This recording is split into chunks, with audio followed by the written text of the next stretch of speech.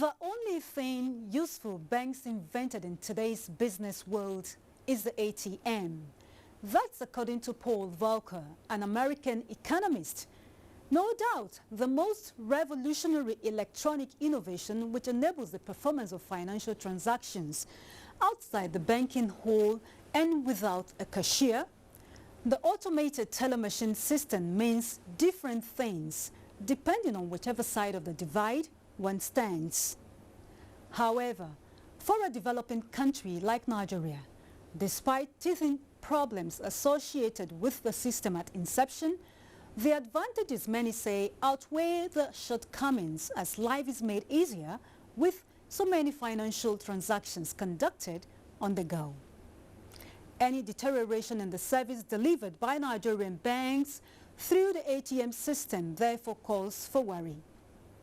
Investigations by the Dateline 360 crew reveal a huge gap which will be unfolded in this package. Welcome to the program, focusing this week on the status of ATM services across the country. I'm Honwa Salihu Adama.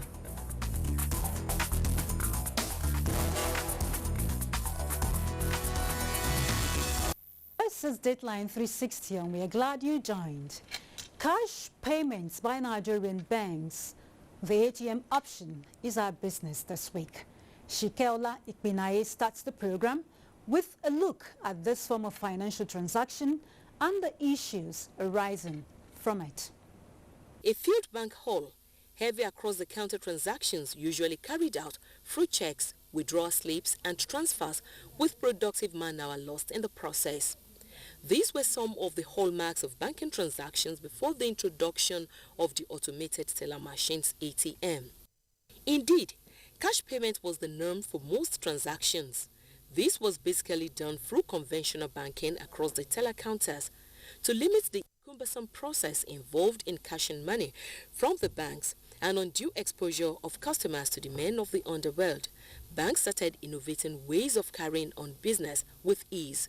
If payment was being made, you need to get into the bank yourself, carry the huge sum of money with you, exposing yourself to risk of robbery and other elements on your way and within the bank. The history of automated teller machines in Nigeria dates back to 1987 with the very first ATM, Cash Point 24, installed by the National Cash Registers NCR for the defunct Societe Generale Bank. This was followed by the First Bank of Nigeria's First Cash in 1991. However, it was not until the CBN, in pursuit of the 2007 Act, announced guidelines on operations of electronic payment channels that ATM popularly came into being. The business of banking is about efficiency and effectiveness in service delivery, which is a major factor for competitiveness. The introduction of ATM is one innovation that has indeed improved service delivery in the banking sector, as people can now do bank transactions at any time of the day of the counter, whether for withdrawals, transfers, and even payment of bills. Good as the introduction of the ATM was, the development came with a new set of challenges. One of such is ATM fraud, which characterized ATM usage at the early stage of its introduction. This almost overshadowed the achievements of the technology, as some people with sad experiences of the fraud almost kept away from it.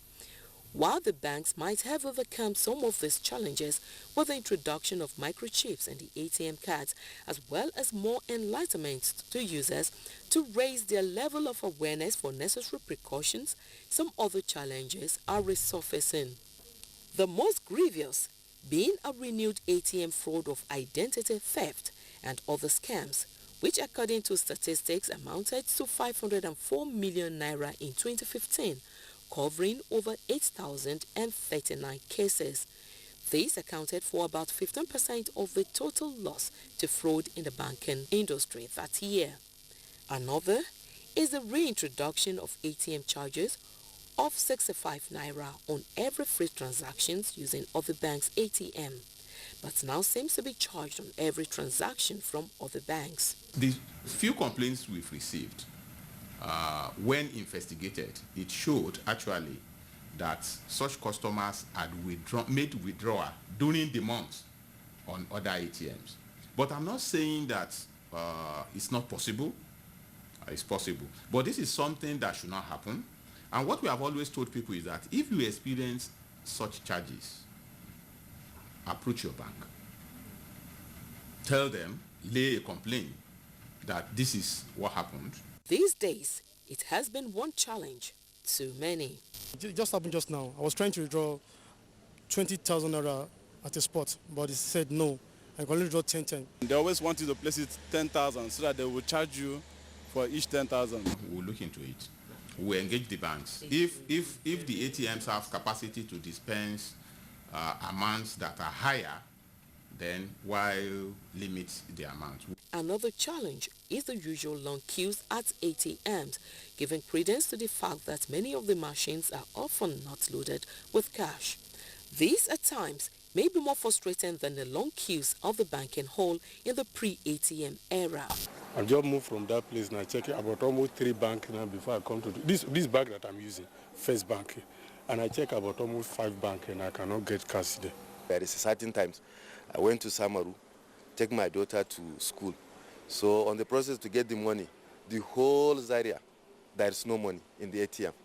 We have standard for the banks, and our standard requirements for the banks is that the downtime on ATMs should not be more than maximum 1%.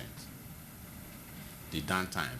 And the downtime has to do with both physical stockouts, electronic malfunctioning, and things like that. The ATMs are expected to be 99% uptime. As a central bank, we continue to monitor and ensure that when we observe non-conformance with those standards, the attentions of the banks are brought to it. In Abuja city center, for instance, you can hardly move for more than 1 minute before you come across an ATM gallery.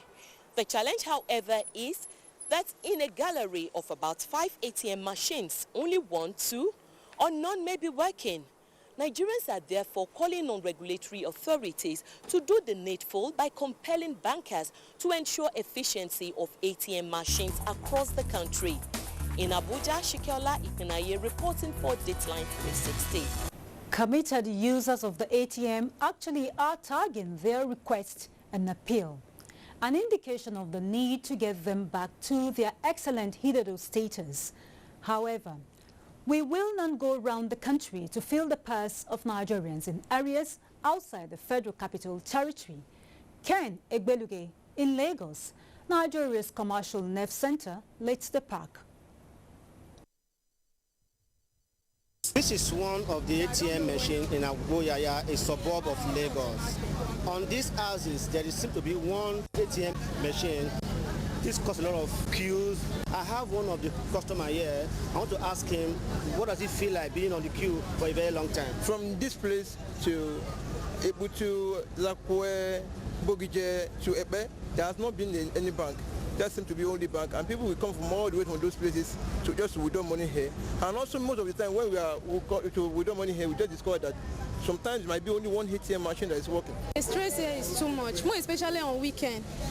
Friday, Saturday, Sunday. At times on Sunday you come here, you don't even get money. Even if you come here in the night, you still meet the crowd. Sometimes the money will not be dispensed, and it bothered the customer, especially falling to victim of that, whereby when I used it and the money was not dispensed and they allowed me that they have paid me. So it takes me almost, let's say 2 weeks before they can agree that surely the money was not dispensed to me. What you need cash to do are basically very minute expenses. And that's what it should be. That's what obtains in other countries in the world. Hardly do you see people in advanced countries going to queue up to make a lot of card withdrawal because you don't need cash to do a lot of stuff. Lagos the commercial nerve center of the country, has its own peculiarity. Considering the high commercial transactions that takes place in the city, the functionality of the cashless policy introduced by the Central Bank of Nigeria becomes a major challenge to both the public and private sector. If the bus system has POS machines, I won't need cash to pay. If the taxi has POS, I won't need cash to pay.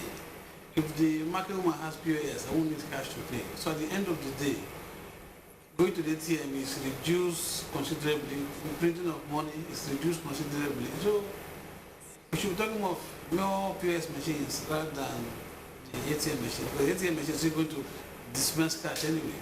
Until we get to the point where there's enough awareness that you don't need so much cash, that you don't need to go to ATM and make withdrawals and use some cash to go and make payment in a place where you can use the cash on the POS terminal, then we will never have sufficient ATMs in Lagos. In order to avoid the bottleneck being experienced by ATM users, financial analysts of the view that there is need to encourage people to use other form of payment such as the POS to avoid the stress being experienced by ATM users. For Dateline 360, I'm Ken Ibelide. That's what the cashless system is all about. With the ATM system growing in popularity, users should have added value. And from Nigeria's southwest, we move to Naomi Abaku in the northeast with a lingering security situation. Lingering security challenge in the last 7 years in Borno State has subjected citizens to untold hardship, where people were forced to flee their communities into Maiduguri and environs. The mass influx, which led to an increase in population, has exerted pressure on all the existing facilities, including those of financial institutions. Customers found at the new strategy adopted by most banks to decongest the banking hall, where money less than 50,000 cannot be cash on the counter except through ATM. Wherever you come, even in the night, sometimes you may not be satisfied with the services. Sometimes the shortage of money. The fifth bank I've been going, still I didn't get what I'm looking for, and this is the sixth one. I'll go inside now to check whether I will be successful there. Most of the ATMs cannot dispense cash. The population of the people in the area, we are too much. And we need more ATMs, like some of the areas, like custom areas, all over that custom area, from a custom area to down to that Mula side. That's nothing like back there. So they have to give back to that area. One spends 2 to 3 days on long queues to make withdrawals, and at the end, don't succeed. The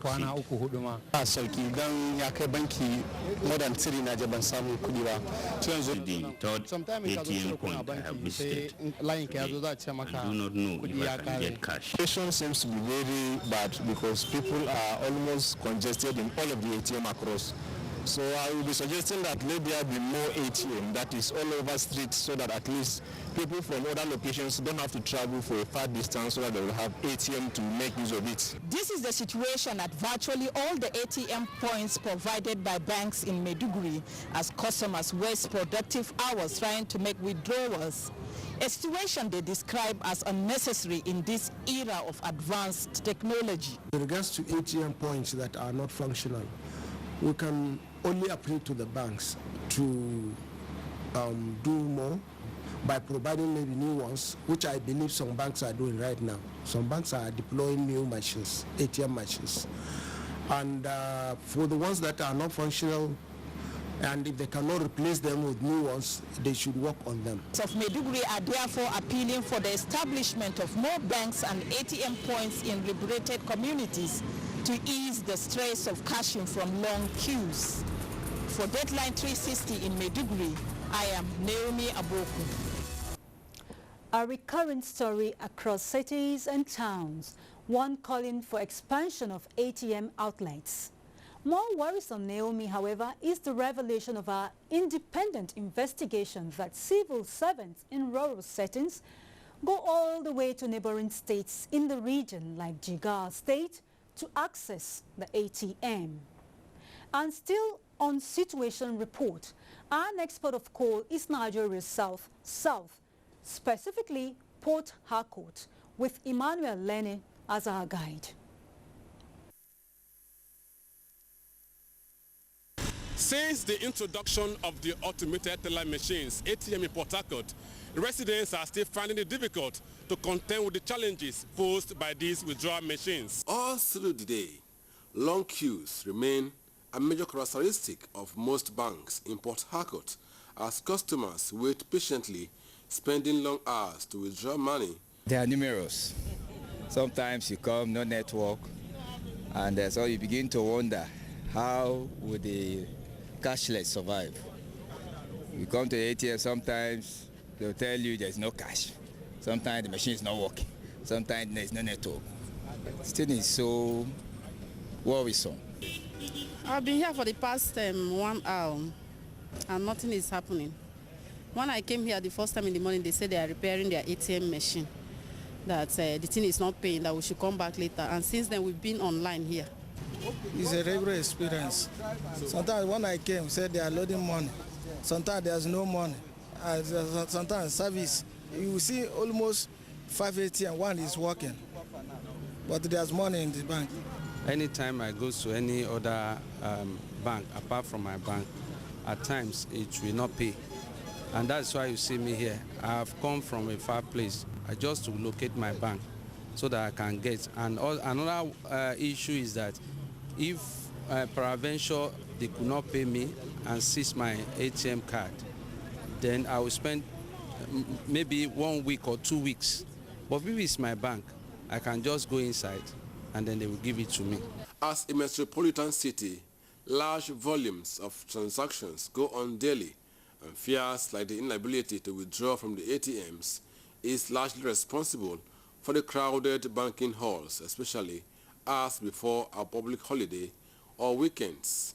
Analysts say frustration posed by these inefficient machines could have serious implications on economic activities and effectiveness of the cashless policy of the federal government. Within 2013 and now, as at then, the ATM contributed to this cashless policy of about 90.1% of patronage. And look at the statistics. By 2015, it has nosedived to 80.2%. Stakeholders say unless drastic measures are taken by the regulatory agencies to checkmate the activity of the banks, withdrawals from ATM machines will remain a big challenge to customers and economic activities. In Port Harcourt for Dateline 360, I'm Emmanuel Lene. Sure, Emmanuel, that remains a major challenge which the regulatory body must prioritize and address at this time. And to our last report, this edition put together by Abdullahi Garba Brinin Kudu on concrete efforts to make cash withdrawal at ATM points stress-free. This is one of the major streets in Abuja where some of the automated teller machines are located, perhaps confirming some of the security concerns raised by customers. Yes, I was able to withdraw, though there was this little fear in me that I shouldn't come out and then be attacked. There should be CCTV cameras around and then lights, street lights around. In the daylight, the challenges are still there. Issue of malfunctioning machines and also issue of limiting the amount a customer is expected to withdraw. So I have with me a financial expert, Mr. Abdul Mamman. They need to upscale their delivery capacity to make sure that people of Nigeria have access to funds as at when due. And one of the problems we have seen is this. It's a policy that CBN ought to even assist the banks to be able to make investment in them by creating ATMs everywhere possible. I will tell you that one of the other features that assist in ATM to deliver good service is CCTV cameras, where it is there to monitor who comes in, who goes out. Because if you go to several areas, several banking premises in Nigeria, especially in Abuja, you find out that at night it becomes a robber's den where people are waiting for others to just withdraw and then they take over. But the supervisory and regulatory bodies of these banks operating the ATM machines said they are not unaware of these challenges. There's room for improvement indeed. Banks, it's a heavy investment for banks to actually, provide more ATM machines.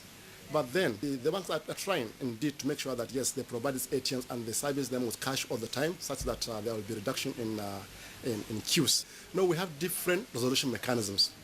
You know, you can, if you feel you have been defrauded by a bank or you lost some money, there are resolution mechanisms. You can take your complaint to the central bank. In fact, as a matter of fact, the central bank has said that for any aggrieved customer, he can complain to the bank within a period of 2 weeks. If the problem is not resolved, then he can now complain to the Consumer Protection Department of the CBN, and hopefully they can resolve that problem within 2 weeks. And they have been doing that tremendously. If you want to lodge a complaint, we have many processes. I mean, we have many access. You can either send an email if you are internet compliant, or you come here physically to our office. We give you a form, you fill your complaint, you tell us everything, and you say this is your prayer. If the bank has taken your 5 naira, you have the right to say, I want this my 5 naira back. And we are always been, the council will make sure that the consumer gets whatever right that is due to him or her. Hotline. No doubt, from the interaction with the bank customers, ATM process is one of the best banking transactions at ease. But both the customers and the regulators believe there is need to do more to win the confidence of the customers, more so by reducing the congestion in the banking halls. Reporting for TuesdayLive 360, Abdullahi Garba. Very well, Abdullahi. For whatever experience one may have, the ATM system, no doubt, has enormous advantages. With all banking services such as electronic payments, loans, deposits or securities heavily dependent on information and telecommunication technology, the need for the expansion of banking networks cannot be overemphasized. An expansion which both the informed and even the not so informed agree will improve to a great extent the quality of service delivered to the ever-growing converted users of the ATM. Although several issues regarding the use of the system, which confirms the saying that folks got to pay a few dollars to get their own dollars out of the machine, the ATM has become a reality and lifestyle in Nigeria. One, experts say, must be made to achieve its objective of advancing economic activities in a fast-growing economy. Meanwhile, send us your comments, questions and suggestions on Deadline 360 at nta.ng or at NTA News Now. We appreciate your time. Many thanks and bye for now.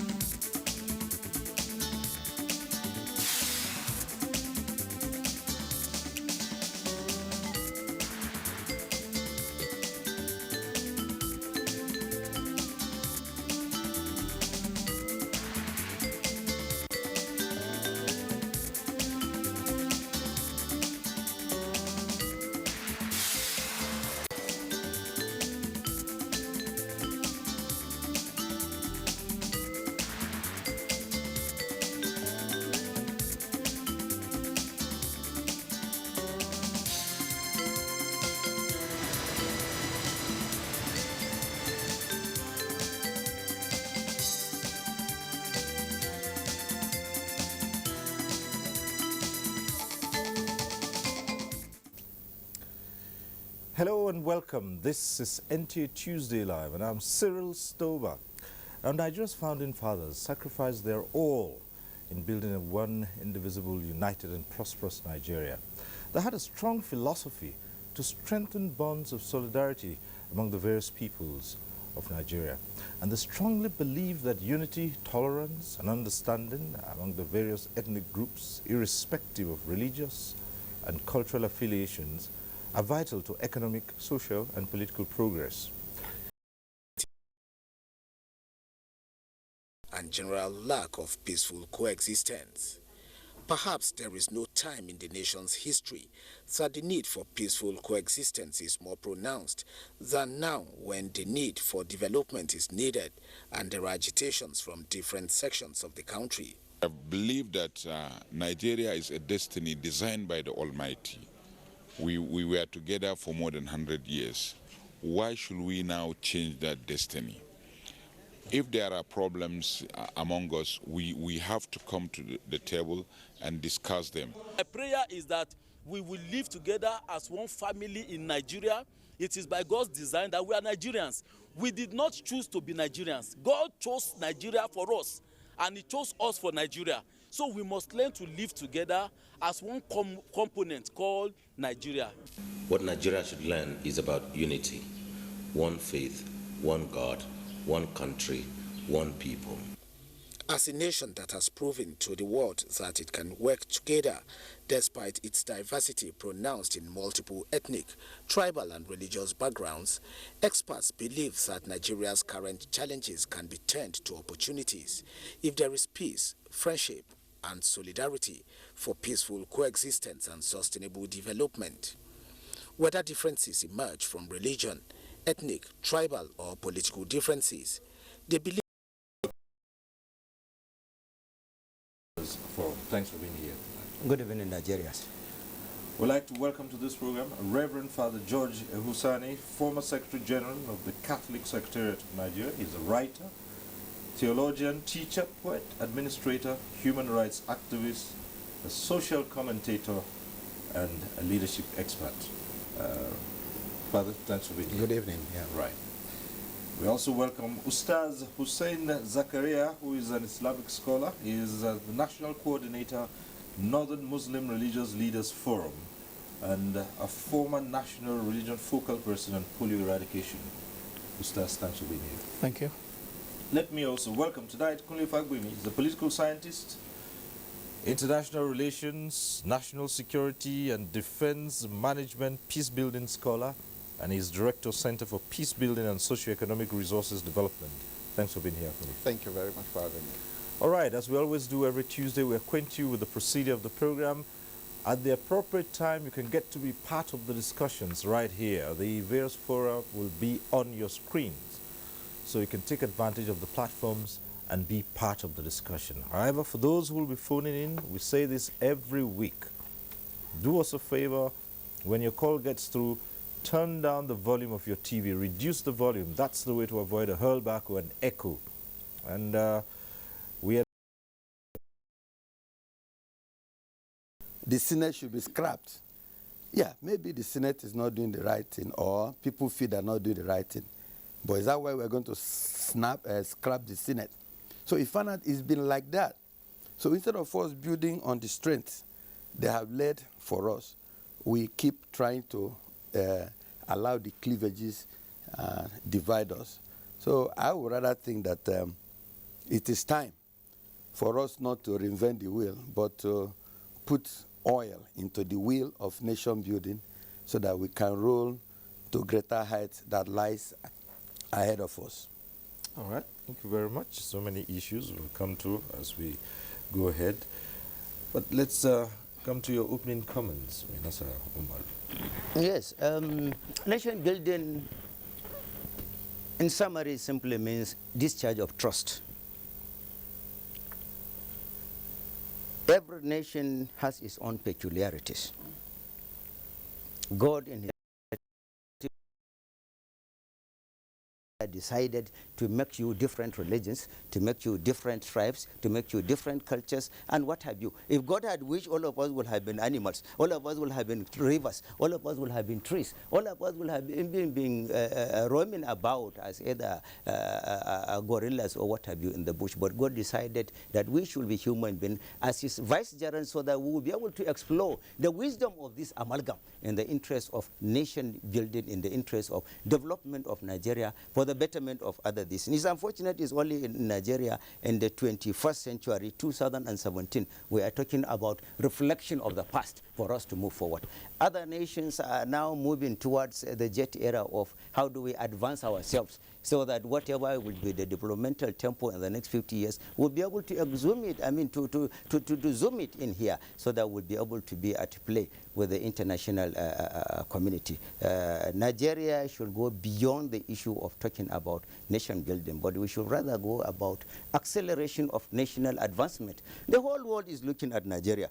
We are one of the greatest in terms of population, in terms of mineral resources. There is no mineral resources that you can think of in the world that Nigeria is not endowed with. All mineral resources are in between desert and sea, and we are endowed with that. Talented people, exceptionally gifted people in the world, we are endowed with them in Nigeria. We are endowed with everything. The only problem we have in the question of nation building is conspiracy of the elites.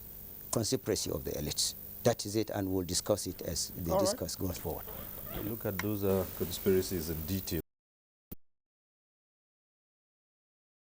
They will tell you life, liberty, and the pursuit of happiness. Now, if you ask any group of Nigerians, you may not get 3 people agreeing on what our fundamental values are as a nation. For me, nations are built on core values that we are yet to fully define for ourselves and agree upon to move on. I mean, it is because we have not defined that somebody could be born in Enugu or born in Kano, or his father born in Enugu or Kano, and is still not considered a citizen of that place. Now, the present challenges we have are still based on those failures. And I must add that while we commend the founding fathers for all they did, some of these failures and values have been there from the beginning. For example, the fact that we had wonderful persons in the founding fathers, but by and large, many perceive, well, they were regional leaders, not national leaders, to the extent that they were not accepted throughout the country as our founding fathers. If that is the case, then it means there were failures there were cracks from the very beginning. And we have constantly had problems. Perhaps the present issues we have can be an opportunity once again to redefine our journey together. For me, it's not a question of anybody breaking away. It's a question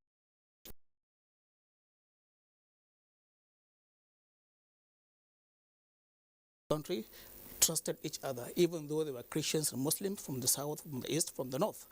But they trusted themselves because they had one focus, one aim to build Nigeria for everybody into posterity. Then suddenly mistrust came in, crept in. Unless and until we delete or we format that computer, reinstall the programs, or get a strong and powerful antivirus to cycle it and then have a refreshing computer system for us to move forward, we will not go anywhere. What I mean by this is that we have to redefine, reassess, and also comprehend where we came from and where we are trying to go. And then we put all the signposts, and then it should be a national program that nobody should change nothing until we go to the end, until we reach the target project which I have set for ourselves. Another thing is that there's no honesty. People in those days were Nigerians who were building Nigeria for the Nigerians to come after them, but suddenly we are only amassing Nigeria to us for our Nigeria today. Not Nigerians that used to be, and not Christians that used to be, and not the Muslims that used to be. All right, taking it from the analogy of the computer, you don't fix the virus, you risk a crash. That's where we are. It's good that Ustaz attempted to provide that analogy, and it makes it easier for me as a political science student to ask, is Nigeria really a nation or a country or a nation state? Incidentally, we are very quick as a people to mix concepts and mismatch concepts to what we are trying to project. When you say nation building, let us take the word building. All of us are familiar with building of houses. You need to have a design which will come in forms of the architectural design and plan, and you must have the engineering designs and plans. You will have series of engineering drawings. Lagos colony is different from the Calabar, from the one that was signed with Benin.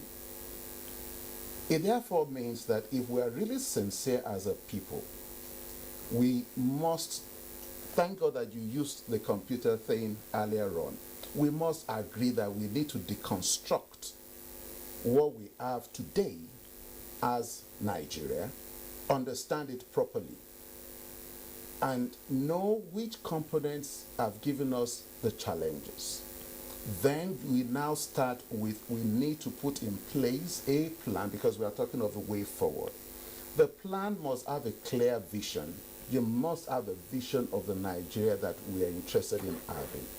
The Nigeria we are interested in having must, however, be based on values, on normative underpinnings that are clear and will make us harmonize together as mere mortals that are accountable not just to ourselves, generations to come, but ultimately we will give account of stewardship to God. If you now are interested in doing that, the new plan for a new Nigeria, you will need to put in place the political design, the economic design, the technological design, the defense and cultural relations designs. All those things must be put in place. That is the only time we will be sincere.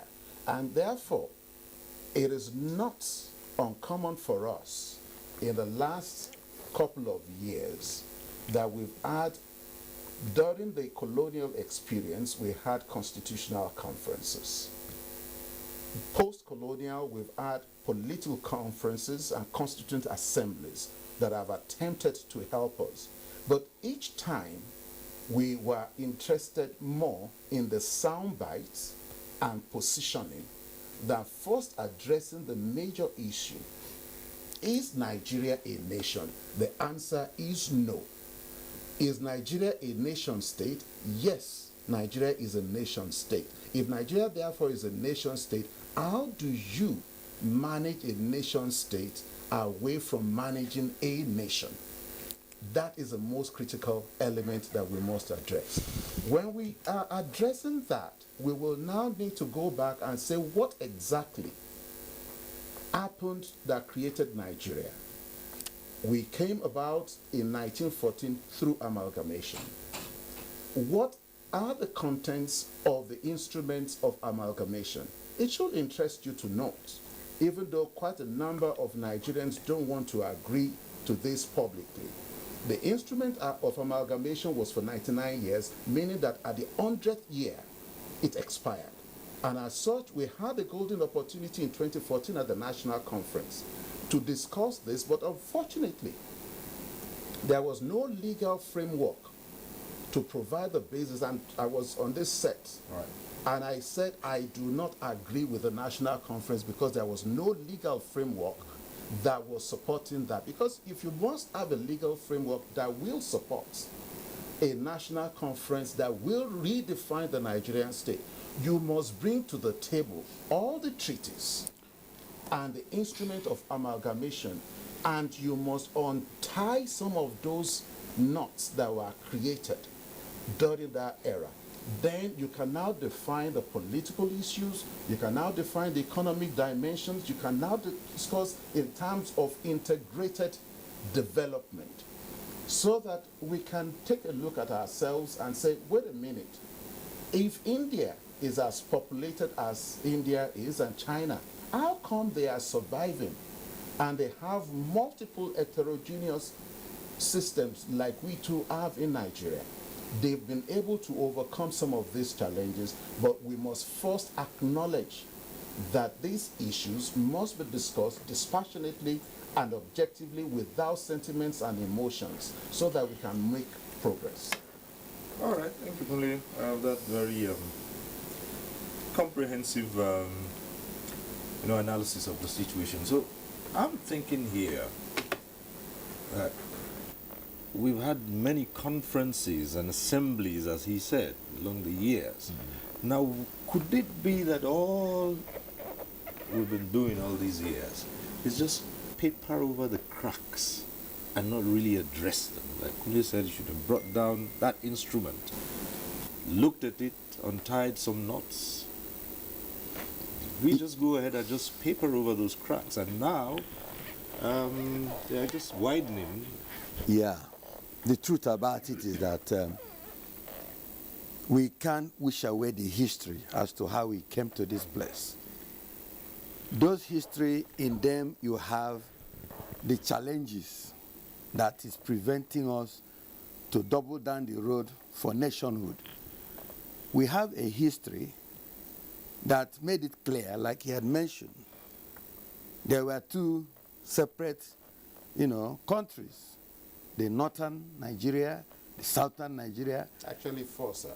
Because you had the Lagos colony, you had Calabar. Yeah, I mean, grouping it as north and south, because the only thing that joined them together at that time was just transportation and currency. So when they now felt that we have to be amalgamated, we now fractionalized into regions, to the extent that there was no unifying factor. Like you had Kwame Nkrumah in Ghana, or you had Mandela in South Africa. We have regional icons who understood the challenge of nation building better than we do today. And that was why they came together, despite their differences. People who grew up, the elite of those days in the 40s, in the 50s, they fought the British colonialists in the same manner that the man from Eastern House of Assembly fought the man from the Northern House of Assembly or from the Western House of Assembly. But they came to a point where they said that there is strength in unity of diversity. They adopted that as a cardinal principle of building a strong and viral nation. The issue of facts of the environment that will have hindered our growth as a nation were equally there. You talked about the issue of leadership. It's Achebe that said that you cannot have a nation building with poor leadership. And sometimes this thing is not about ethnicity. Because if you do a comparative study of Botswana and Somalia, you find out that these are two countries that were the same in terms of having one homogeneous ethnic group at the time of independence. They all lived within the arid area, sparsely populated, dependent on livestock. But in case of Somalia, you had people who believed that to build a greater Somalia, you have to use the military. They fought against themselves as against the one in Botswana, where there was a collective focus on how to build a nation. Today, if you look at Botswana and look at Somalia, the record is very clear. So which means there is strength in leadership, particularly the elite leadership coming together.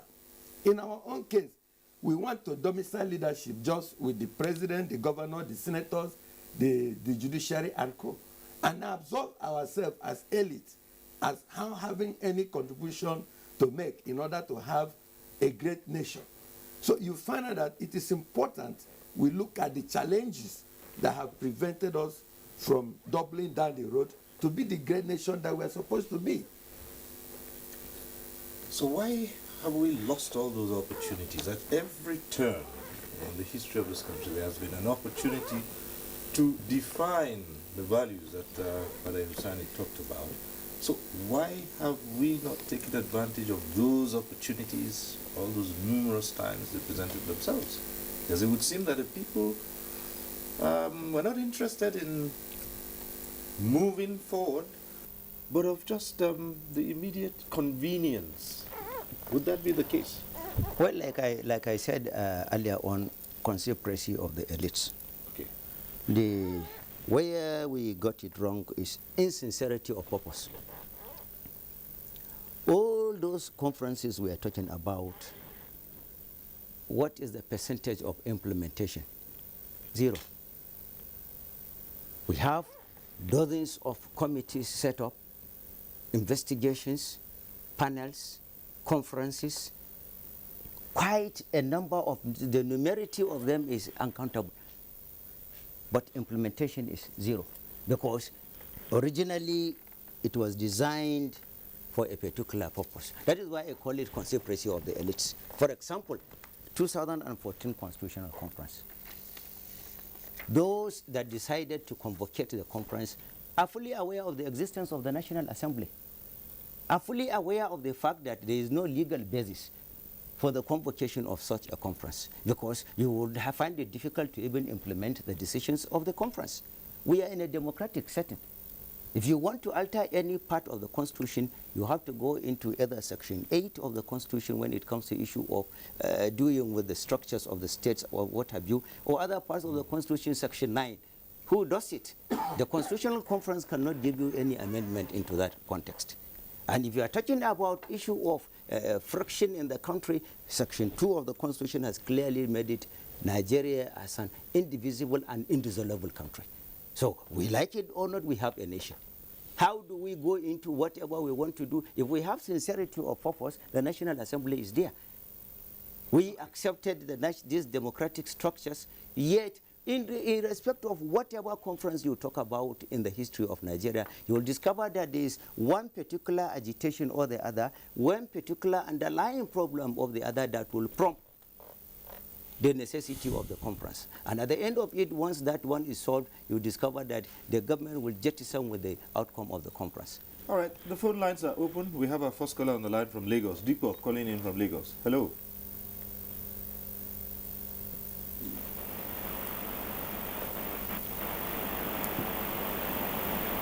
Hello. Would you just turn down the volume of your TV and then we can get on with it? Yes, it's done already. Okay. Sorry. My name is Deepo, Deepo, yes. Deepo, go ahead. Okay. You see, I actually joined this program midway because, of course, they could connect us and we are just coming on now. Now, you see, my question is this. I love watching TuesdayLive program, but I have never seen the implementation of whatever is being discussed on the program. These eminent people, these days Nigerians, are actually discussing how to move Nigeria forward. But my problem is the implementation. Who are the people implementing? The National Assembly, the executive, where are they? Are they getting the feedback from you of what we are doing? This is my concern for this nation. Thank you very much, sir. Well, thank you very much, Deepo. On our parts, we can only do what we can.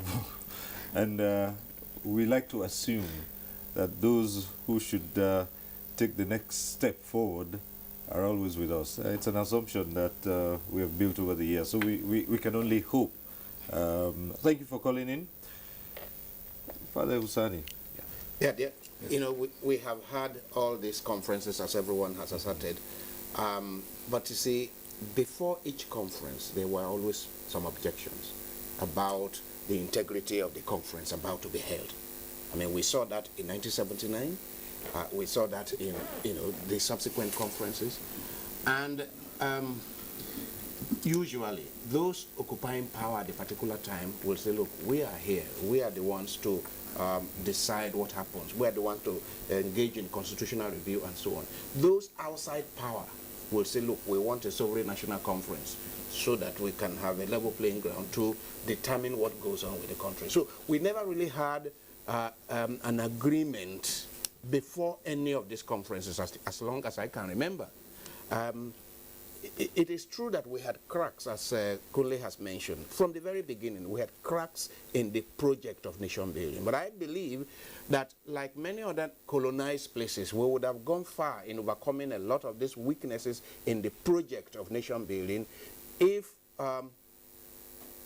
we went the right way, if we had good leaders.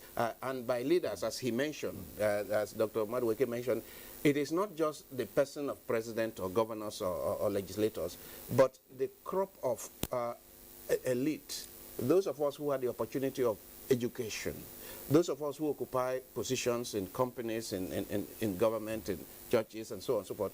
If we really took on the challenge of leading Nigeria and put pressure on those who are elected, because you see, elected or who found themselves in positions of power, however they got there, to see that we get them to do what they must for this not so steady project to become steady. I mean that all of us we all have a responsibility, but what appears to be happening, even in the present crisis, you can see that what is being discussed often is about how you share the cake, fiscal federalism. And I don't hear much about how the cake is baked. Now, meaning that we seem to have handed over our responsibility as those who should, the architects and engineers of nation building, those who are supposed to be architects, those who are supposed to be engineers, those who are supposed to be masons, and so on. We have all handed over our responsibility. And just like the symbol of governors all going to Abuja to collect handouts every month, we are all just looking towards the center for handouts. And now our own individual responsibilities towards this nation building project we have handed over. And this is the problem. For me, if Nigeria is going to move forward, everyone that went to school, everyone that had university education, everyone that is in any position, we must come together and say, look, we have invested over 100 years. We have a stake, a major stake in this. We cannot let this project collapse. What must we do to fix the cracks and move forward, particularly to address the structural defects? There are indeed, we must all agree, there are structural defects. Should we run a federation? If it is a federation we should run, then we should run a proper federation, not this unitary system we are running and we are calling a federation. The various regions, by the time I was born, we had these regions and they were functioning. And there was competition, very healthy competition among them. We ended up with the military because it was easier for the military to run the country, a unitary system. We ended up with that. Now, shouldn't we talk about going back? And then we ended up with big government to the extent that state governments cannot pay salaries. We ended up with 36 states and 700 local governments that nobody can run. They cannot generate funds, and any little money they get, it is how to pay salaries, to the extent that you have states 2 years cannot pay salaries. What it means is that those structures are not sustainable, simply not sustainable. So we need to come together once again and decide what kind of country do we want, as he says. Then, I mean, it is not too late that 100 years after the amalgamation, even if it is a few years after that, come together to say, let us rejig this country. Who are the architects? Let's bring them together. Who are the engineers? Let's bring them together. The rest of us, what must we do to build a nation? First of all, to build trust, because you can't build a nation without mutual trust. To build trust. And then what kind of people can lead us in this project? If it is the caliber of people we have in many, many areas, well, there are a few exceptions. They are not the kind of, I mean, the people who are looking for job. they can't build nations. I mean, we look at other nations all over the world. It is not job seekers that build nations. It is visionaries, those that Plato calls philosopher kings, people who have thought it out and have written books and books about their dream project. They are the kind, I don't see many of them hanging around the corridors of power today. All right. Well, Ustaz, it would seem that there's a recurring issue in all the agitations. Yes. You know, as far back as I can I remember. think I want to say that it's still not changing. So 30 years ago, pick the demands. Just change the dates. It's what you're seeing now. 40 years ago, the same thing. Yesterday, it is the same thing. I think the fuel that propels the nation is adulterated. And the fuel is education. Our educational system is producing parasites, not independent people. It's producing parrots, not thinkers. Our educational system is not developing the Nigerians to the challenges ahead of them. When you have aliens sitting down with human beings, they can hardly reach accords. In Nigeria, either you're educated in Nigeria based on the curriculum developed by the Nigerian nation, or you study abroad in developed nations whom have passed your stage of development hundreds of years ago. So when these people come from outside, from abroad, and sit down with the nationals, with the indigenous educated people, they will never reach accord, because there's what is called the complex spiritual complex between those that have studied outside and those that have studied inside. Those that have studied inside, I said, look, we know the problems for our nation. You've been away for many years into advanced nations. They said, no, this is now the trend. That's why we will be having series of conferences, of conventions, of meetings, of whatever, and nothing will move forward because we never agree with what we have agreed upon to work with. That's why the syndrome of nothing will work is what is actually being aided and abated by the same Nigerians who want to build a nation for posterity. Right, back to the phones now. We have Asuko who's calling in from Port Harcourt. Oh dear, lost that call. Okay, let's keep the calls coming through. Yes, so here we are, and every time people say this, they say, well, we can easily identify what the challenges are. The issue is the courage to take the step and fix those challenges. And when you talk about redefining the architecture of the nation, hasn't that always been the issue? People who are holding positions of authority will tell you, look, no, let's go there. There are always areas, no-go areas, and you paper over them. So is it now the challenges are insurmountable? I mean, you can't surmount those challenges? Or is it that there's a lack of courage and will to take the serious steps you need to surmount those challenges? Thou say it. You said it. The lack of political will, the lack of courage, the lack of sincerity, of purpose and intention. A good example. A political party will campaign and say, this is our manifesto.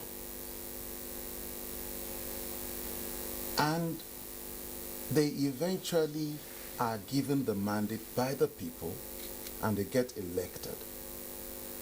And 2 weeks, 3 weeks down the road, you start hearing the public officials who now swore to uphold the Constitution begin to say something different. That has been our experience in the democratic journey we've started since 1999. And you discover that they have this escapist attitude to governance. and the poor understanding of governance service delivery. Let's call it spade a spade. Because what is governance service delivery? There are rules, regulations codified in the laws. The Mama Sharia for Nigeria is the 1999 Constitution as amended. Then you have other legal frameworks that are dovetailed or take their source of inspiration from the 1999 Constitution, and you have policy frameworks.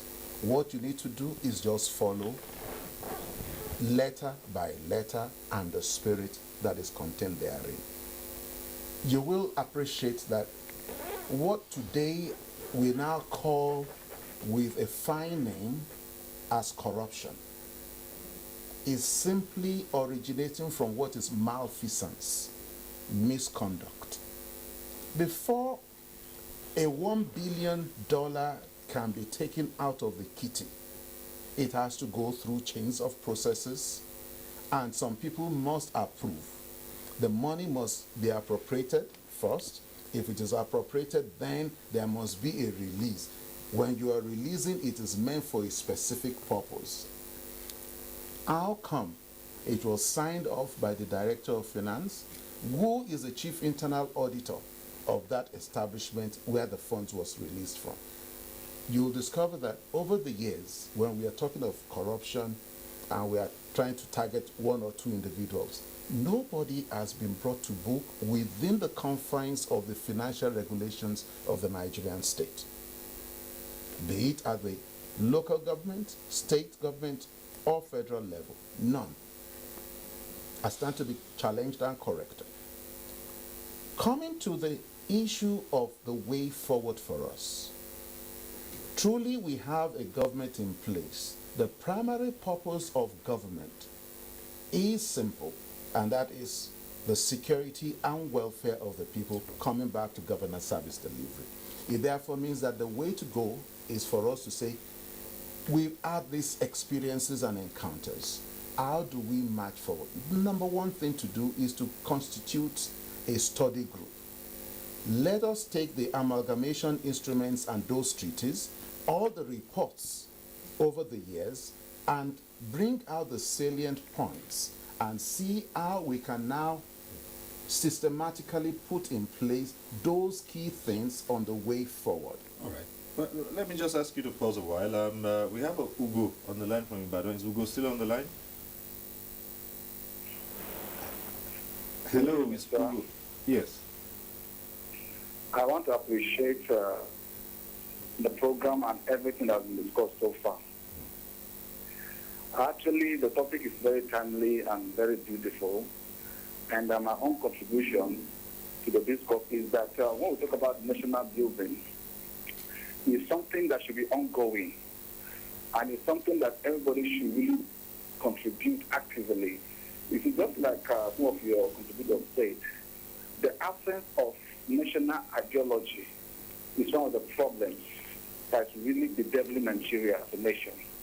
When there's no ideology, there will not be any drive, there will not be any focus. The view that the politicians and the people will not have any place in view. They won't have anything that is driving them to a particular place they ought to go. And they're talking about the structure of the nation, of the government. We don't really have the proper structure, whether it's regionalism, whether it's federal system of government or unity system of government, because when you look at the kind of government we are practicing, it's not a unity system of government, it's not federal system of government, and this whole thing is really causing tension here and there. All right. Okay. Okay, Ugo, thank you very much. Let me just return to you, Kunle. You talk about setting up bodies to study, to bring out the points, You see, right?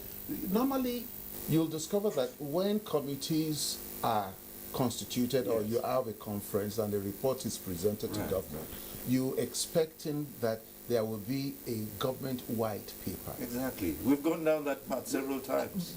Please cross-check. You'll discover that most of the conferences held in recent times, there have been no government-wide paper. Or perhaps, as someone said, the white paper stays so long in the fire it turns brown. Yes. meaning that there is a lack of political will. I'm hoping that the incumbent administration will be proactive enough to say, wait a minute, the way forward, let us put a study group. All the things that are already available on the shelf, in the dustbin, we bring them up. In the archives, we bring them out, and then we now really identify the key issues and aggregate the current agitations that are ongoing. It is no longer a strange phenomenon that we are now using the phrase restructuring. It has become a national byword in recent times. If you're going to restructure, it is just like a building. The building that my late grandfather left in Abuja, in Ikole Ekiti. If we have to restructure it, we will need to understand the existing plan. You need to do that. This team will need to study that, and then we'll now come up and ask all the children that are still surviving and then the grandchildren, what kind of structure are you interested in having? What is the structure the building now going to be used for? It is at that stage that we start talking about the values and then the elements of trust. But if you do not do this studying and planning, we are still going to come back to this in another 3-4 years. If you do that, then we must now come back to the understanding that the agitations that we're having, it is very symbolic, but at the same time may be counterproductive. If those who are supporting or providing support services to the government of the day do not make bold and give the government proper analysis and build scenarios for government and allow government to take the right decisions. A good example, when between 2007 and 2011, an appraisal was done that amnesty should be done for the Niger Delta militants. It was a well thought out thing. Not because you cannot use law enforcement to go pick up some of those characters that were involved. If you've done that, you will keep on losing over 800,000 barrels production per day. President Yar'Adua did not do that. He said, okay, let us stretch forth the olive branch. They came, and then they discussed, and the next thing we had was that we bounced back to 2.1, 2.2 million barrels per day. When we started with the current agitations that we are dealing with, some folks within the security law enforcement establishment that did not think through the process made them to go pick up the arrowhead of that campaign. The court said, release this young man. Now he was not released, and now you can now see the kind of structure. It's like a Frankenstein that we now have. These are no longer times for us to begin to discuss in platitudes or looking for sycophants that will massage our ego if we are in government. It is time for you to be proactive, to actually listen to what is going on the field. Nigeria as it is today cannot afford not to restructure. If we're going to restructure, you want to define clearly that no longer are you going to be doing a unitary that you will now label federal. If you are going to go federal, these are the things that constitute a federal system. They are A, B, C, these are the characteristics. We must follow them. If you're now going to have this kind of architecture, which kind of architecture are you going to use for your security sector? Today, you have a situation where for the security sector, the police have what is supposed to be a devolved command and control system. But unfortunately, again, you still have some strategic team leaving the IG's office here in Abuja and going to carry out an operation, which is indirectly saying you have a loss of confidence in the zonal AIG, you have a loss of confidence in the state commissioner in charge of that command, you have a loss of confidence in the area commander and even the DPO. If we're going to do anything, the Constitution, which is the main legal framework, must be followed to the letter. That is a real challenge. And that is why for some of us we say it is not the depth of legal and policy frameworks, it is the inability to comply and then to enforce. All right, time for us to take a brief break on this program. When we return, there'll be more on building this nation. As some have said, you need to first have a nation before you can talk of building. But stay with us on NTA Tuesday Live. We'll be back shortly. Nigerians, our fearless officers and men of the Nigerian military are winning the war against Boko Haram. Today, all occupied territories have been recovered and Boko Haram has been degraded. Our affected brothers and sisters are getting their lives back. However, they are now after you and me.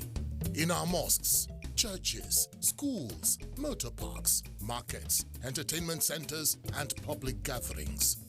Be vigilant. Be security conscious. Report suspicious persons, objects, and movements to the police and other security agencies. The security of our nation is a duty for you and me. Nigeria, unite against terrorism. This message is brought to you by the Federal Ministry of Information and Culture. The struggle for independence had been a long and tough one. Our founding fathers and compatriots sacrificed their comfort and even shed their blood. We cannot at this point in history afford to spirit away their sacrifices for immediate but temporary gains of today. Let us emphasize what unites and not what divides us. Working for the unity of purpose with a stronger vision for a better tomorrow. NTA, growing with the nation. Nigeria, the only country we can train with remarkable potentials to excel. Let us believe in ourselves and change our attitude for the sake of our country and generations unborn. Let us revive our cultural values, which are our essence as a nation.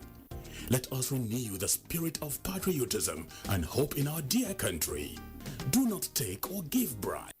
Be punctual always. No more African time. We can't expect to be global citizens and operate on African time. Join the queue. Insist that people are attended to on a first-come basis, no matter who they are or where they come from.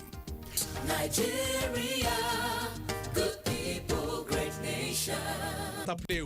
Make you report any crooked person, object or wakajube movement to police and security agent demo. The security of our nation now work for all of us, plus including me and you. Nigeria, make we unite against terrorism. Now, Federal Minister of Information and Culture bring on this message.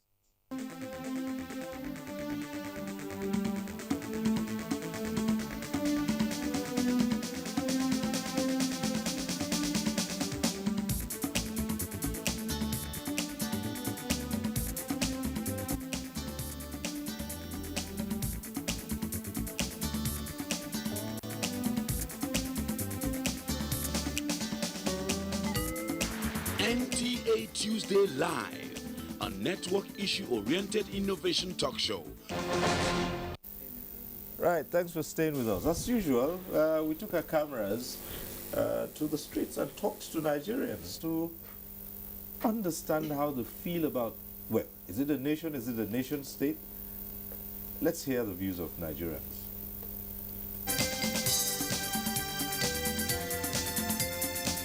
One thing that can help us build a better and a stronger Nigeria will be less marginalization.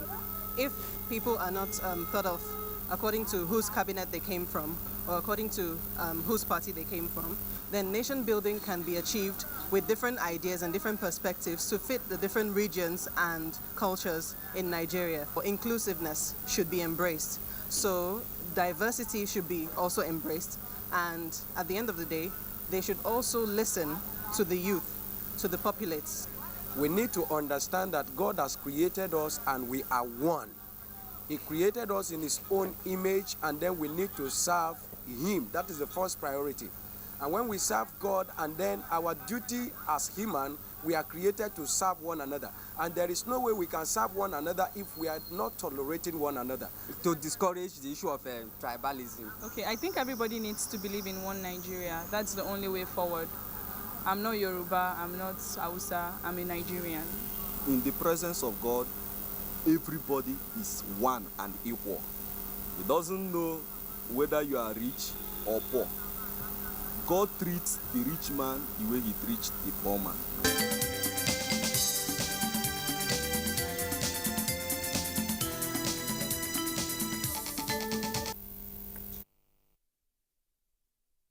Well, the views of Nigerians. Well, to mind real quick, three things here I think about. Certainly, even if you're going to restructure whatever you're going to do, whatever step you take, certainly it would be Nigerians, people who will drive the process. It won't fall from the sky. And so the question is, do we have the people, the leaders, maybe not necessarily president, governors, as you have said, do we have people who can stand up and say, this is a leader who can drive this restructuring, change, whatever that we decide to call it? Do we have, in other words, who is producing the leaders of this country? Of course, we know that our leadership recruitment process is very flawed. That is why the man of God here made mention about the kind of people that are normally being thrown up as leaders.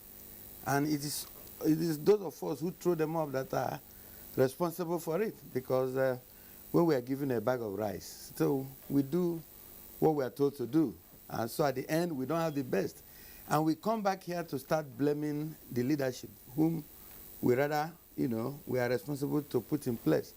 My take for it is that the act of nation building involves tying up the tangibles and the intangibles. And this is a very delicate process.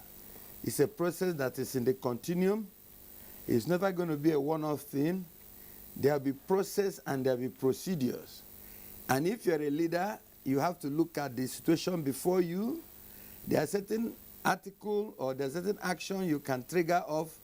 It will snowball into some uncontrollable reactions and responses that will not even make it possible for you to have the nation state called Nigeria.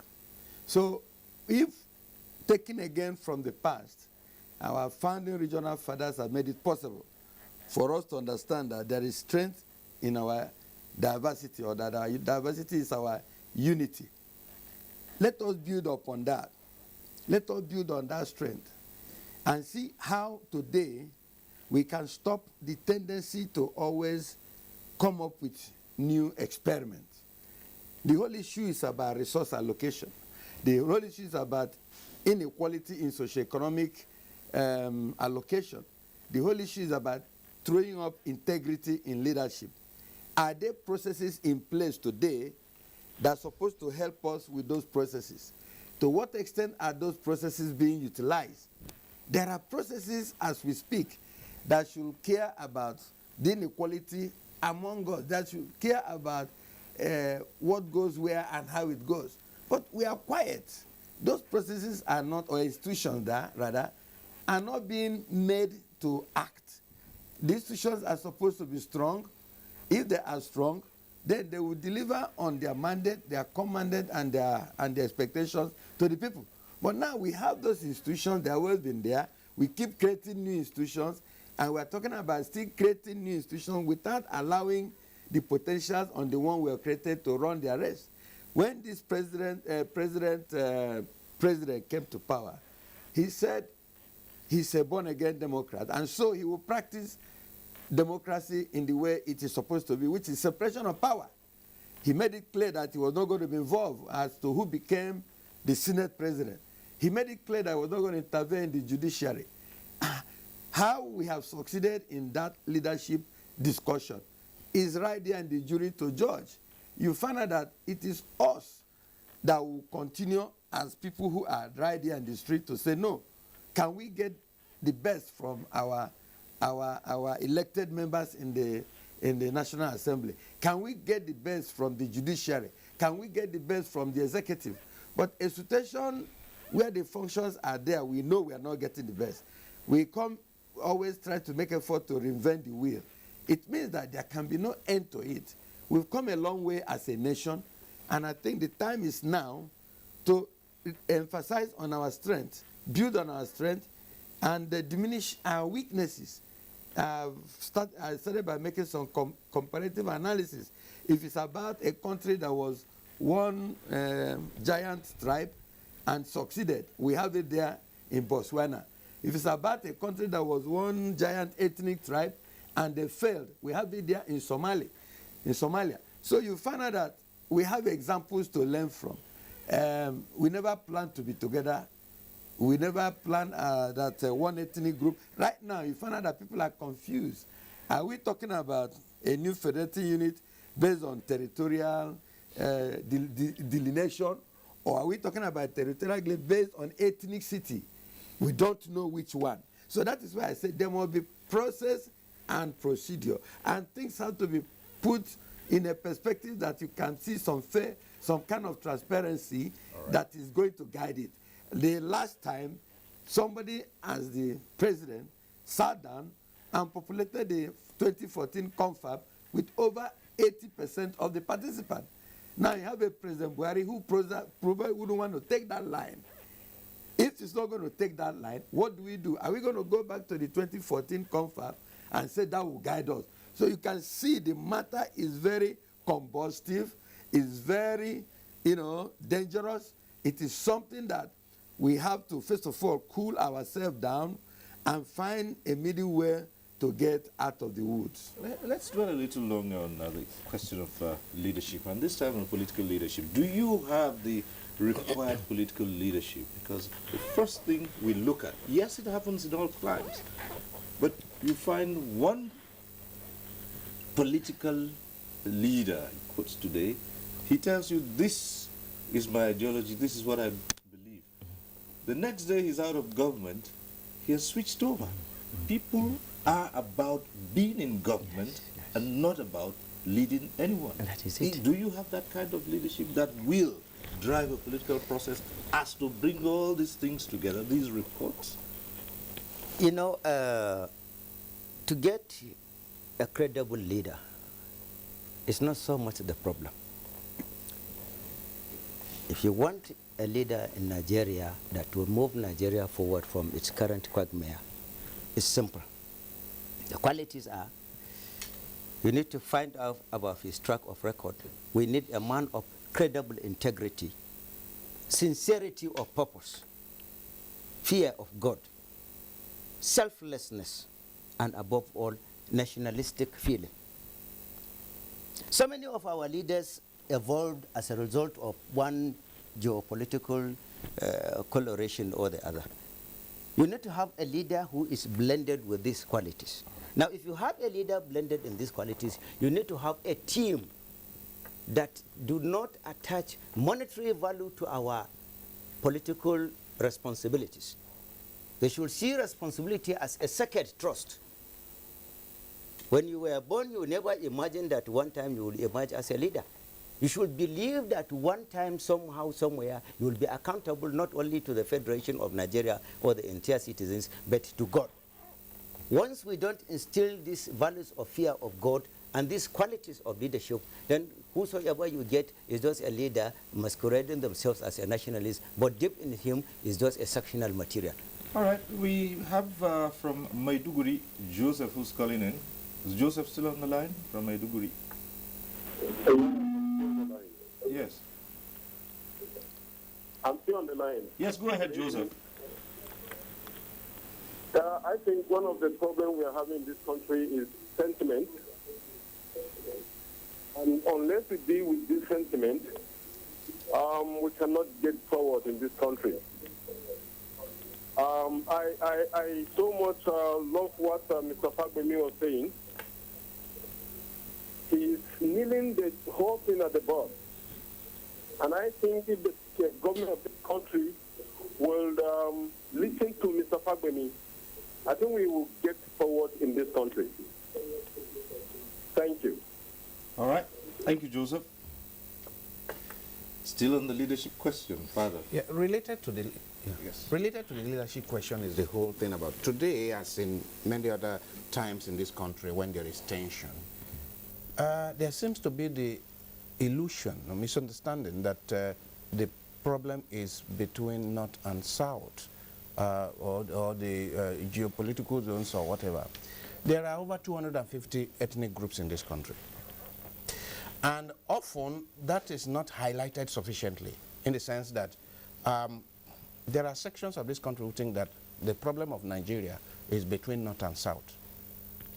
Now, our history, and recent history for that matter, have shown that you create from 4 regions, you create 12 states, there will be agitation. There were agitations.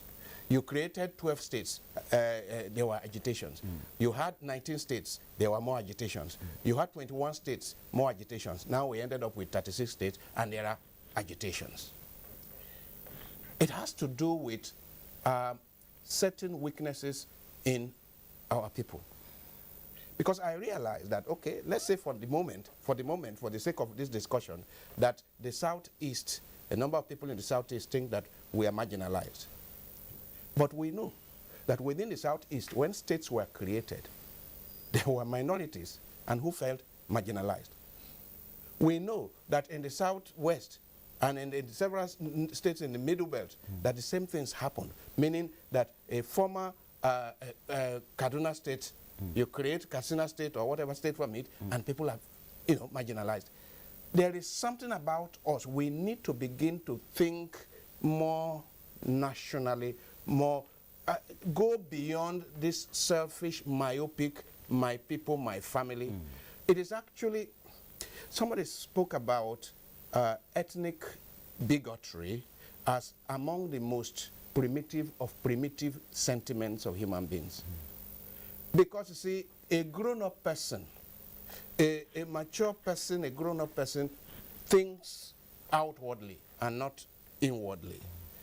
How come that in the 21st century, in a more globalized society, when the world is becoming a global village, that people are going back to our ancestral sentiments? How come? Now, the issues of structural adjustment are there, and we must deal with them. But we must deal with them in light of 250 ethnic groups and not in line with 3 big groups. I mean, so some people talk about 425. Now, I come from the Middle Belt. And as people speak about, oh, the Igbos say that the Hausas are cheating them, Yorubas say whatever. And I call the attention to the hundreds of minority ethnic groups in this country that nobody is thinking about. I mean, people from my village, for example, cannot aspire to be president of Nigeria today. Why? Now, these are some of the issues that must be put on the table if we are really going to discuss Nigeria moving forward. Now, no Nigerian should have the potential of becoming president more than another Nigerian.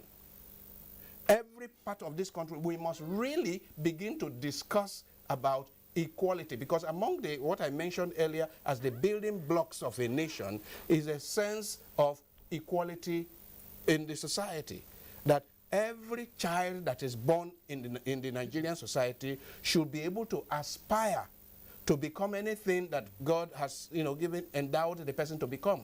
Every child from the remotest village in this country, coming from the smallest ethnic group in this country, should be able to aspire to be president. Now, right now, even among the people who are shouting marginalization most, that is not possible. So we need to begin to think of a society not based on where I come from, but as somebody said, that if we agree to be together as Nigerians, even if we, at this point, if it were possible, I mean, God forbid, but if people split until we overcome that myopic ethnic bigotry dimension, we will keep splitting, because we have an example of South Sudan. Only 2012, 2011, 2012, South Sudan became a nation. But their crisis, the fratricidal wars have become worse now than in the last 50 years. We're saying. All right, we have from Ibadan, Suleiman calling in. Hello, Suleiman. This is calling from Ibadan. Yes, my take today. Ibadan, hello. My contribution on yes. Yes, go ahead.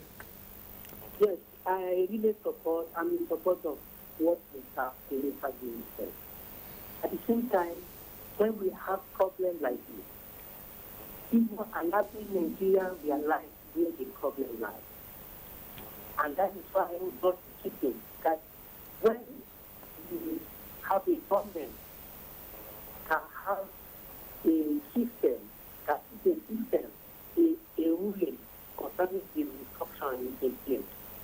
At the same time, after the whole process, after we concluded it, we need to take it back to the Senate for the approval. And this Senate is our legislative, they are the problem. We formulate a policy that will favor the early, giving the masses, the poor people to be sovereign. And that is why, let them ask them, are they doing what principles, what rulings are they making, or formulation are they making ever since the time since 1999 till today that have set massive positively?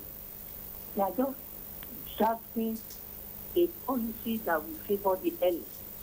And at the same time, I want us to follow what Mr. Fageli said on the restructuring. Let us have a good framework, ruling guidelines before we start this issue, because it is done to complexity if care is not taken.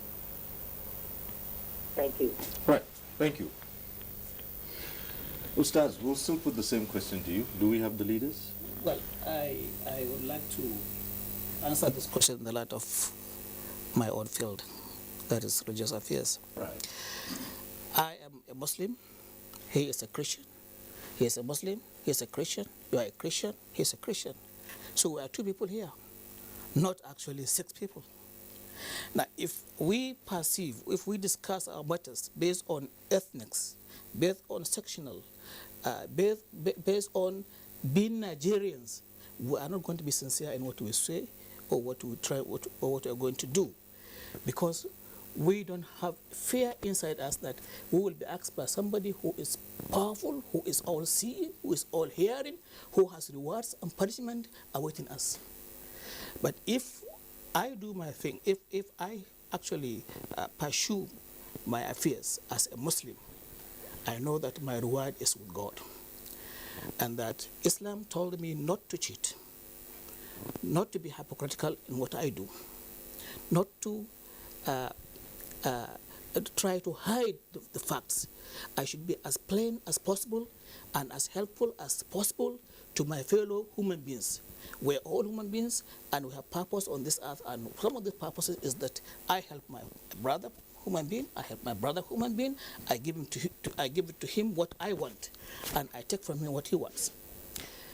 If this is conceived and believed, and the Nigerians are built upon this theology, I'm telling you that we'll be like our forefathers, who built Nigeria based on what they believed at their life to be pursued on this earth for a reward awaiting us in the great beyond. But Ustaz, many, millions of Nigerians profess faith, but you still find out that up till now you still have questions about how that faith is practiced. There is manipulation. The people who have been found more wanting are Christians and Muslims. That's what I say. Even in the belief in which we say we are believers, we are also economical in our beliefs. Okay. So this manipulation of what we said is true. Unless and until we go back to the correct, original belief of Islam and Christianity, we will continue to have segmentations, fractions, and of splits among us. So that and will bring us to, again, that same issue of leadership. Do we have faith leaders? Do we have leaders who can drive this process that we start? Well, actually, these days, a lot of blame is being put on religious leaders, even though we definitely have a lot of cleaning to do in the religious area. But a lot of blame is being put on religious leaders because of the failure of governance. I mean, you have corruption, you have crime, you have the failure to follow procedures, laid down procedures in governance. And people say, but it is because religious leaders are not preaching. Come on. The point is that in every society, human beings have the tendency to cheat. They have the tendency to violate rules and so on. But then there are sanctions in the society that make people to toe the line. The religious groups don't have a coercive power. They try to persuade people to do the right thing. And that is where our power stops. Yes. It is the government that has the coercive power that should accompany the putting together of constitution and rules and regulations and procedures with sanctions. That is where there is a failure. I have constantly heard this complaint about religious people, religious leaders failing. As far as I'm concerned, what we have is state failure rather than religious leaders failing. Because, I mean, Jesus Christ, we Christians believe Jesus Christ is God. Jesus Christ had disciples. Peter, the leader, denied him. Judas betrayed him, and so on. So whatever those failures in the society that we recognize today, it is not right to blame it on religious leaders. Blame it on the structures that have the coercive power that should apply sanctions. Where there are no sanctions, it is free for all, and that is what we have in society. It comes down to the question of we don't have leaders with the political will to make sure that the rules and regulations in place in our books to make sure that they are put into practice. But only the religious card is played up all the time, and that is even happening right now. The religious card is often played. Where you have a political crisis, the religious card is played. You know what? I grew up in a family where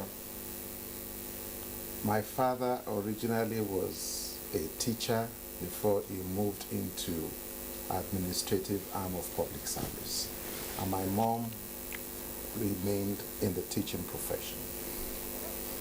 And incidentally, I started appreciating this better as I studied political science. The human nature is always excited to pass the buck. Who caused the problem? It's not me. And you look for a scapegoat.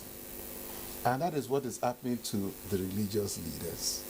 Incidentally, in 2002, 2003, I did a study on who do political actors respect and defer more to. And it came clear that they respected the Christian and Islamic leadership lower on the scale of preference than they were ready to deify those traditional occultic things. Correct. They were Correct. anyhow. Correct. Now, but these same characters, these political actors, on Friday, they are the ones that will be in the front row. Yes. On Sunday, they want to take the pride of place. It comes back to what exactly do we understand by the word leadership? The concept is very simple. Is that the moment I agree that I am the one providing leadership in this sphere of influence, I must accept responsibility. The ball stops on my table. If it goes right, everybody is correct. If it goes wrong, then I am responsible.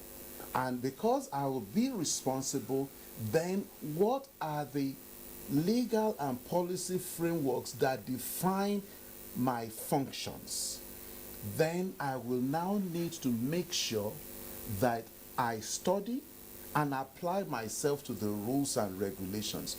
That is where the problem is for us in Nigeria. A good example, we're talking about how to come out of this quagmire that we've been having series of agitations.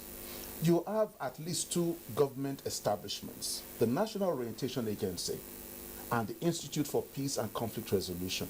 By now, ordinarily, they have personnel, they have funds, they should have come up with the synopsis of all the reports that have come up. The kind of study group that I'm talking about would have been done by these two organizations. And then you should have a blueprint that how do we manage this kind of crisis? How do we restructure? They are the ones that should be helping us at times like this. All right, Kaduna, we still have a call from Kaduna, and it's Uche, right?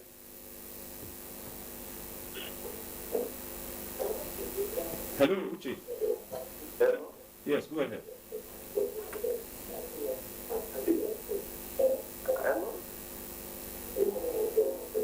Uche, you're on.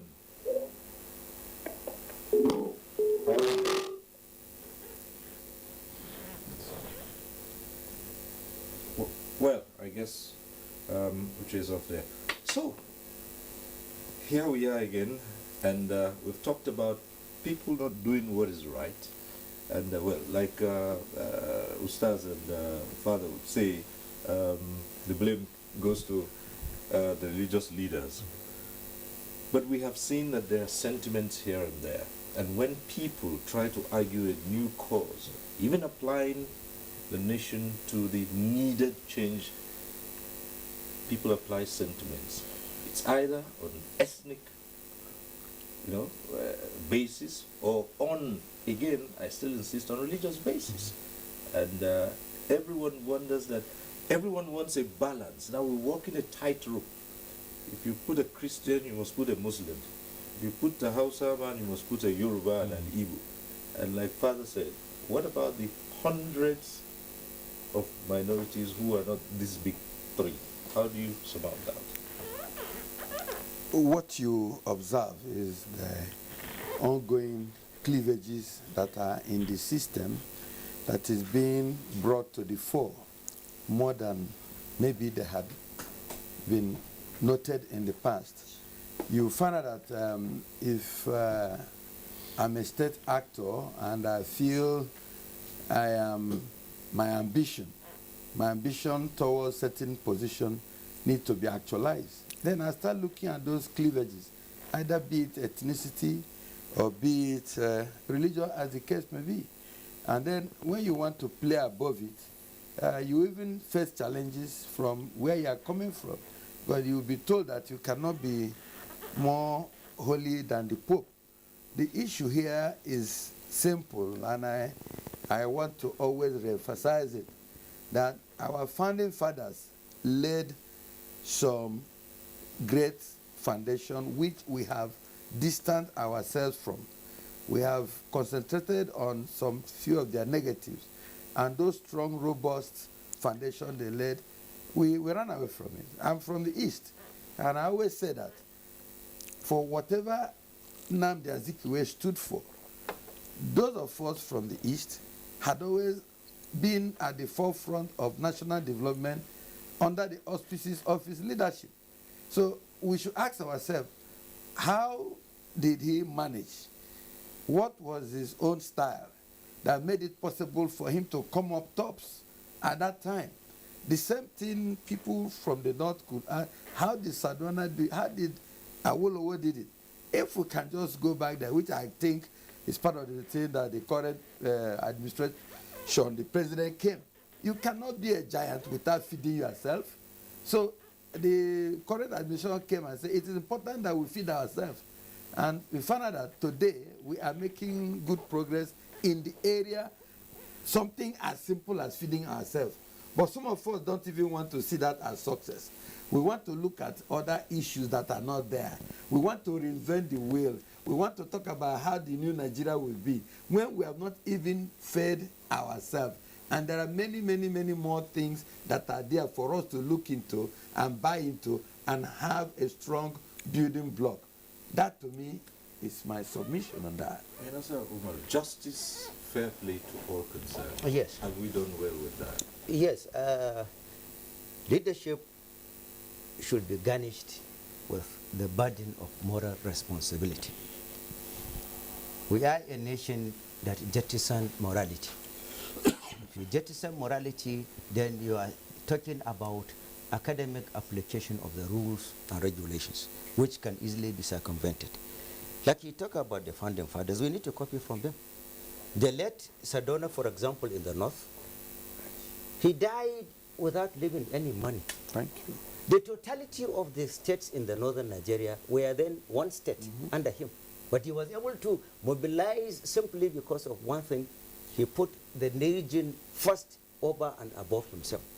For example, Bachita Sugar Company, he didn't go to Sokoto to build it. Apex Mill in Java, he didn't go to Sokoto to build it. The Ahmadu Bello University, he didn't go to Sokoto to build it. The Bank of the North in Kano, he didn't go to Sokoto to build it. He liberated many. In fact, there was no part of the North that didn't feel the impact of the late Sadona. Awoni. He died. Sunday Awoni and late Michael Audu Buba were his closest associates. Christians. The Christians. So why has the North, in quotes now, not been able to throw up leaders like Sadona? The reason simply because we are putting monetary value to cultural style of leadership. In the north, you discover whosoever is going there, there are even some people that you will give responsibilities, national responsibilities, will be rejecting because it's not a juicy appointment. There are some people equally that by the time you now send them, whether in the name of bailout or whether in the name of Paris Club, some of our governors, they will find it difficult to even pay ordinary salary of the workers. They will emasculate this. So that word selfish, myself, has now overtaken the spirit of the nation, the people. And so long we don't put issue of morality.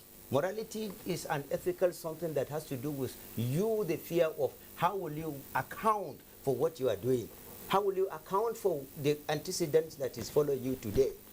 Most of the present day leaders are looking at leadership as instruments of accumulation of materialism for the world. You did ask the question about the manipulation of religion. I would put it down to manipulation of religion for socio-economic gain. Yes. This is what is happening. There are few truly religious people in Nigeria. Let me say that. Churches are full, mosques are full, but truly religious people. I am a student of religion, and I know that if I see a good religious person, a godly person, I recognize whether it's Muslim or Christian. Now, what we have in large measure all over the place are people who use religion and religious sentiments to climb to positions. And so, just as they can use ethnic group, especially if they belong to the bigger ethnic groups, oh, I am cheated because I'm from here, and then they are pacified with some appointment, they also are ready to use religion and manipulate religion. I mean, what is happening in this country today, we really need to sit down to discuss a lot, including, I mean, when you say, oh, what are religious people doing? What manner of religion? Is it the noise making that is all over the place today? Because there are things that make for godliness that we all know. And we know that that is in short supply in this society, in spite of our churches and mosques being full. So what Nigerians are doing is, in our myopia, in our small-mindedness, we now have discovered that religion is a gold mine. And we use it and abuse it in order to make cheap material gains. When Nigerians start being religious, it will conquer ethnic bigotry. Because I have not, in my study of religion, I have not seen any religious person from north to south, from east to west, in different countries that is an ethnic bigot. I have never seen one. So when truly religious people emerge in this country, all that we're talking about corruption will be, a thing of the past. Because I have not met a truly religious person who is crafty and greedy. So the sense of sacrifice for the common good comes with true religiosity, sacrifice for the common good.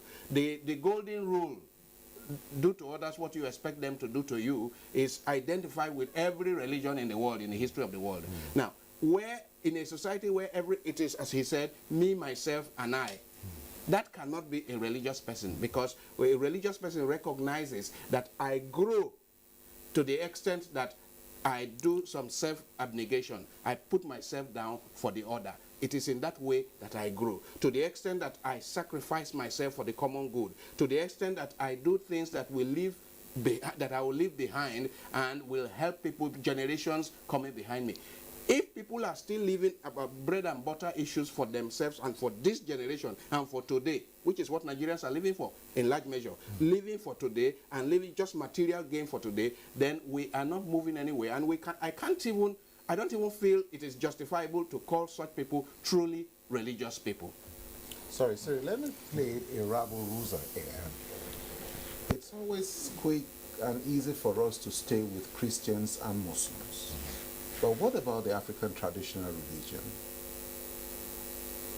When you see these political actors, because you're discussing leadership, when they subscribe or they go to those shrines, and I'm so happy that we had a locus classicus with Dr.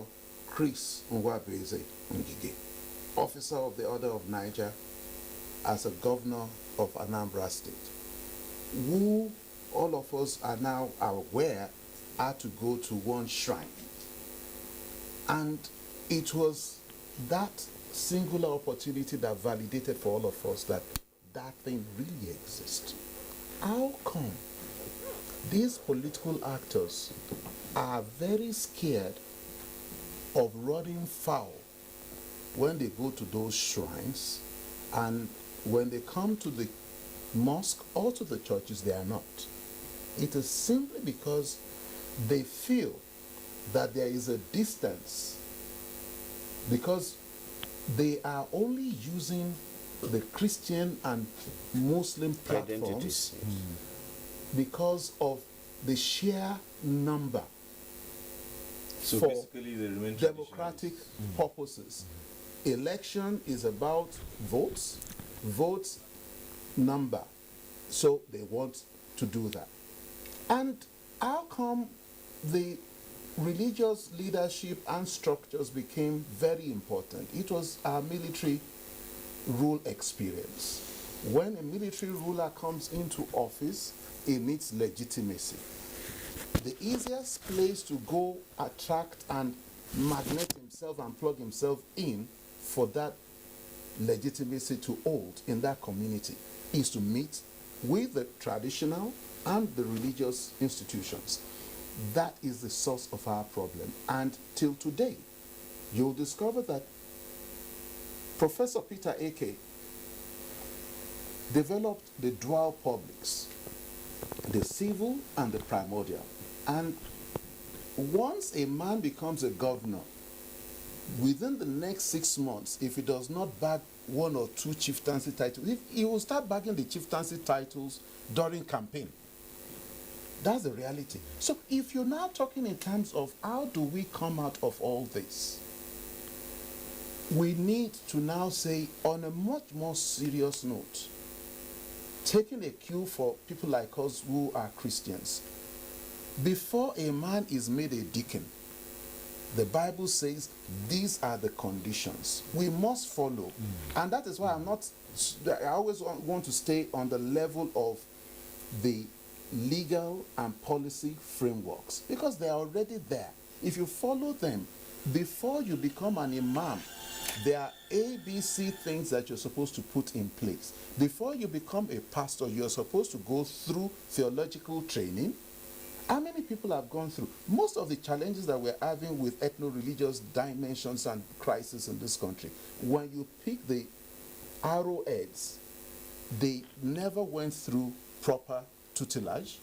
They do not have the licenses that they require. And who is responsible? One government functionary is responsible for ensuring that people have licenses. Who is responsible for ensuring that we have philosopher king mentality? the reward system. For heaven's sake, you'll discover that those of us who went to school about the same time, you concentrated more on passing your exams meritoriously. When you have been awarded a degree, you are said, it's been found worthy in learning and character. But today, it is known that people buy question papers, people get involved in exam malpractices, men, women trade sex to be able to pass exams. If we do not come back to the basics and say we must put an end to all this, we will not go anywhere. But the right place to begin is the attitudinal reorientation and behavioral change. Where do we go? We need to go to existing structures and activate them. Where do we go in terms of managing the internal conflicts? We have institutions that are responsible, more so that conflict is an opportunity for change. Because once you move from this level and understand yourselves, you are a better people to relate one with another. Let me return to you, Minister. Yes. Still on the question of rule of law and Yes. justice. Yes. It is not so much the structures that are the problems in Nigeria. Managerial quality of the implementers. Here we are, like I was analyzing the late Sardauna. When he was approached to become the Prime Minister, he said no. If I should become the Prime Minister of Nigeria, by virtue of my aristocratic background from the Sultanate, people will misconstrue it as a religious something. He foresaw it. He said no. Let me get somebody from a minority area that is socially more polished than me, intellectually more sound than me, and somebody that has international exposure, somebody who had been an external affairs minister in Nigeria, works and housing minister in Nigeria. He now picked Abubakar Tafawa Balewa, a son of a poor man from minority area of Bauchi State. He said, lead me, I am more of a conservative northerner, let me stay in Kaduna as a premier. He sent that one to go to the Federation. Now, this type of values, this type of example is one of the things we are missing in Nigeria. In Nigeria now, people are even paying millions to even get the ticket of the party. I do not see it necessary for me, because I want to offer my the quality of leadership I have, that I should even pay for me to go. And that is the reason why most of the politicians at the end of it, they want... You're looking out for exactly. the rewards. And exactly, for the rewards. It's an investment. For the rewards. Okay. And even if the reward is there, and if you discover that the reward is not sufficient, you go into the issue of padding or whatever in order to maximize yes, but the when advantage. it is found out, have we been able to apply the sanctions the way it should be? Father talked about enforcement, those institutions that have the powers. Yes. I'm taking it back again to our system, the judiciary. Yes. Have we performed, have we granted justice to all? Fair. Section 15, subsection 5 of the Constitution of the Federal Republic of Nigeria says that the state shall abolish all forms of corrupt practices in all ramifications.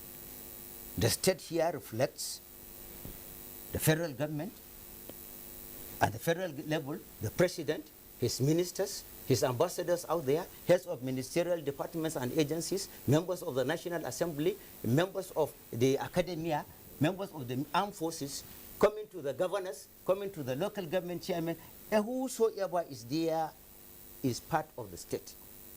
But misconception and misconstruement of the word corruption, people are symbolizing it with the man of Muhammadu Buhari. So much so that all the other people are doing it business as usual. I have not seen replication of the Buhari spirit in the ministers, in the governors we are having, in all the other functionaries. A tree cannot make a forest. There must be sincerity. That is the reason why I talk about the issue of conspiracy of the elites. Those that plunder the nation and makes it into all these problems are not more than 1% of the population of Nigeria. Let's take the case of India, for example. India has more number of people in the country, more number of tribes, more number of religions, more number of regions, more number of whatever you can think of. But yet, because the interest of the nation is supreme in their mind, more than the personal acquisition of materialism, India is able to go far, far and leaving Nigeria behind. All right, we've just got a few seconds actually to go, and so there's a general question I'll put, which you can answer in as few words as possible. And Kune, with you, is there hope? There is hope in as much as we are resolute in doing what we need to do to restructure and to have a new design, and for all of us to agree with a common vision, a single goal. Ustaz? There is hope as long as the hope that we want to have, we are sincere in having it. Otherwise, we're going to be hopeless the more. It is said that if you do not change your course, you end up where you are headed. If you do not change your course, you will end up where you are headed.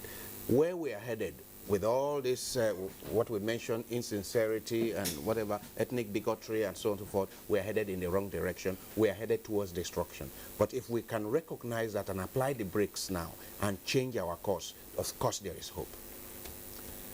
Yes. We should reduce values of monetary accusation in our polity and emphasize more on morality and fear of God, believing that we must be accountable to God somehow, somewhere, and sometimes. All right. There is hope if we change our word, then we shall change our world. We must go back to the basics. We are not reinventing the wheel. We have to look at our strength and build on it. All right, so thank you very much, gentlemen. And it is on that note we must leave this discussion. And I say it every Tuesday, no one program can take on all the issues. And so at some other point in time, we'll look at Nigeria once again. Kune says it's a nation state. Perhaps the time will come back, we would have charted, or would have had a clear vision as to how to become a nation and to build that nation. But we must leave this discussion at this point and say thank you very much to our guests, Kune Fagbemi, Ustaz Hussein Zakaria, Reverend Father George Husani, May Nasara Umar, and Dr. Chidia Maduke. Thank you very much. Thank you very much. And that's our program. Next week we'll reach you again on NTA Tuesday Live. I'm Cyril Stover. Bye for now.